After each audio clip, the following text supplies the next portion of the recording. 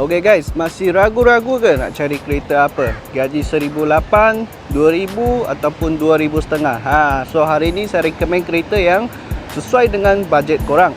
Okay, so untuk gaji 1,800 punya, so korang boleh cubakan dengan Proton Pre-Wear. Okay, so untuk Proton Pre-Wear bulanan dia dalam RM400 sahaja. Ada juga yang bawa RM400 lah. Contoh, kalau korang tak nak Proton Pre-Wear, boleh cuba dengan Proton Saga juga. Okay, so Proton Saga ni bulanan dia dalam 300 hingga 400.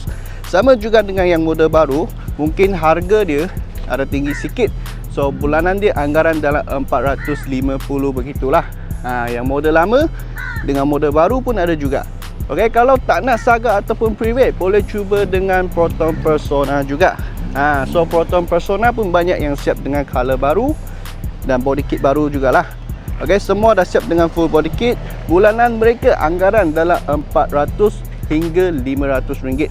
Kalau model yang baru sikit, mungkin dalam 550 lah.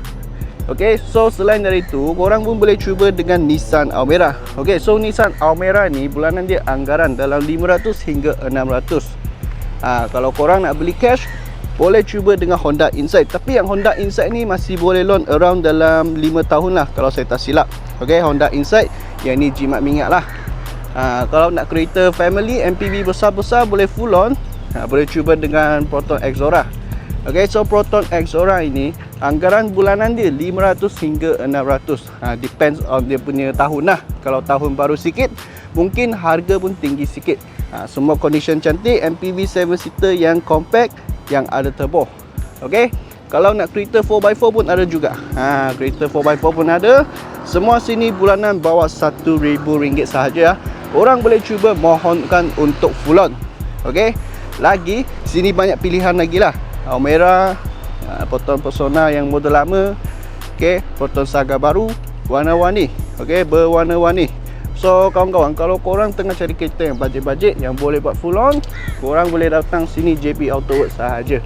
Okay, JP Auto Works, tak kisah anda luar daerah ke ataupun tinggal Johor lah. Contoh tinggal Johor, kita pun boleh buat penghantaran percuma sahaja. So itu sahaja kawan-kawan. Kalau korang minat nak cari kereta, sila datang JP Auto Works dan PM dengan saya. Kita jumpa next review.